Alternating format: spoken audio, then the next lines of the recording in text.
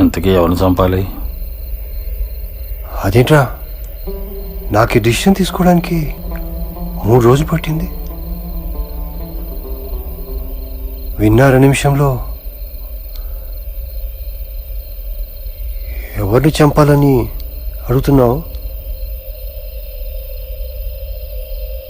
చంపడం అంత తేలిక? చెట్టు చోటు నుంచి వాలిని చంపిన రాముడు నరకానికి వెళ్ళినట్టు నేను ఎక్కడా వినలేదు. చంపించిన సుగ్రీవుడు కూడా.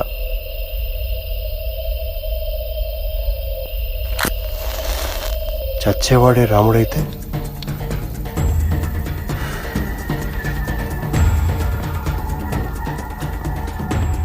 అవతారం చాలించే టైం వచ్చింది.